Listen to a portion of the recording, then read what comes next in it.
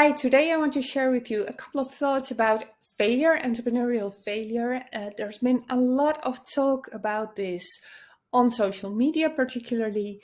Also, entrepreneurship methods, entrepreneurship theories very often talk about failure. So, today I just want to give you a little bit of a more nuanced image and thoughts about entrepreneurial failure. First, it's very important to distinguish between failing a venture and failing an experiment. Now, failing experiments is something that you should do as an entrepreneur really quite often. So, you should do a lot of experiments, do a lot of sometimes crazy things, but also just try out new things in order for you to see what works.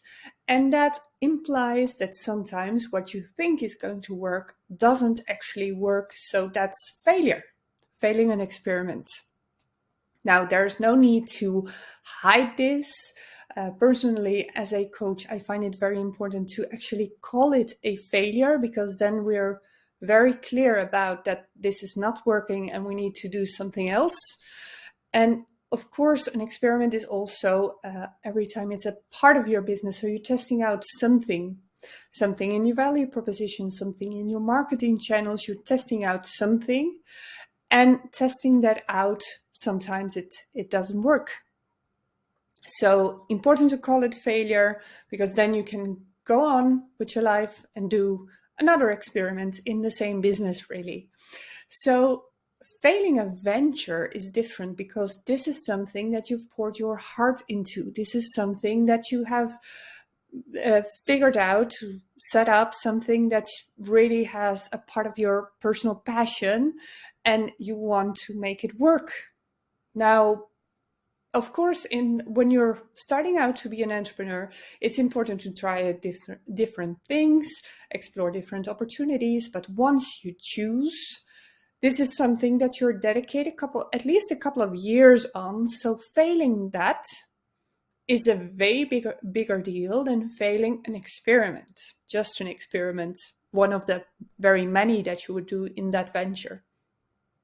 So failing your venture is a way bigger deal. It's very often draining, energetically, emotionally draining.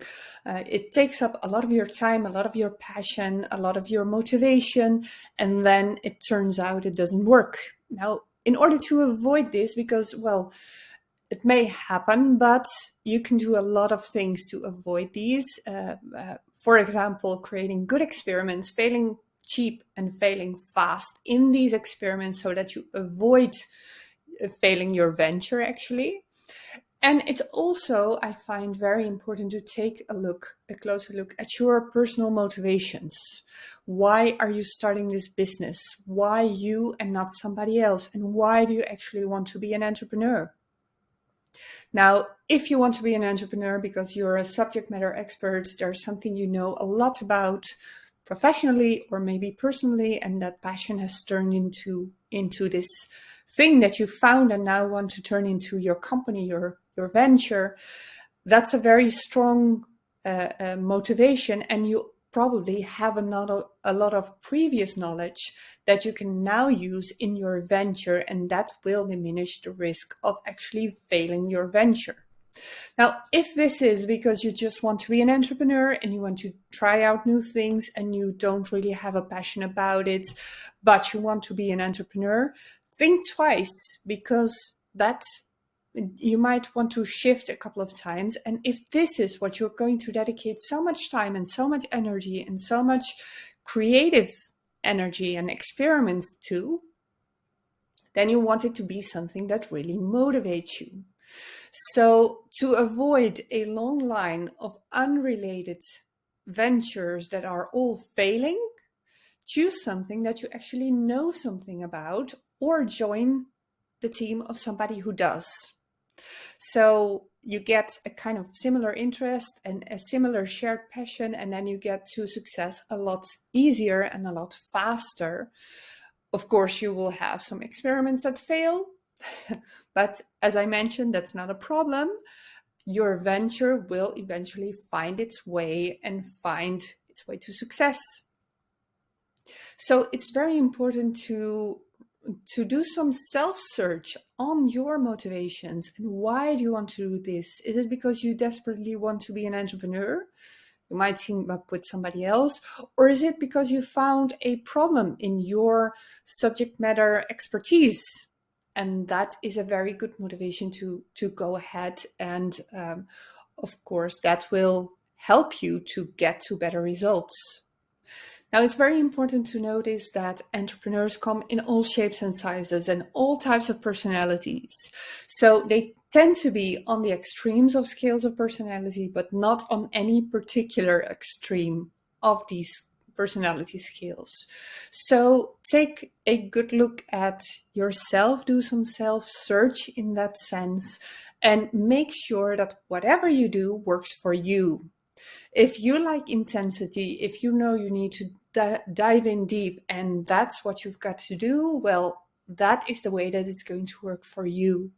If you know that this is a marathon and you need to hold on the long term and you have maybe a family to take into account and you want to maintain good relationships with your family, then maybe like a lower intensity but longer to be able to hold on, that is going to work better for you. So take all these things into account, what you need, what works for you, and based on that, make sure you kind of plan and you kind of take into account a schedule that works for you in order to avoid that venture failure. Because the last thing that you want is a long line of failures that emotionally and energetically just drain you. So make sure that every time you start a venture, and even though you fail or it's just a tryout or you're just going to dedicate maybe a month, maybe 2 months to see if this is going to work, then take into account that you get some insights and some lessons learned that you can take with you, whatever you're going to do next. Whether you're going to find a better employment or start maybe another idea or decide to persist with this idea. And it's okay to try out a couple of things, as long as if you are dedicating yourself for years and years to a venture and you put everything you have into this venture, money and time and attention and the relationships with your family and everything else that you need to take into account, make sure that it works out on the long term, that you make your trade-offs according to what works for you. And if you're going to do something that's energy draining, well, at least be successful in it, right? So make the trade-off the right way. So that's what I wanted to share with you today. I hope you enjoyed it. So for more contents on entrepreneurship and innovation, please subscribe to this channel and I'll see you at the next one.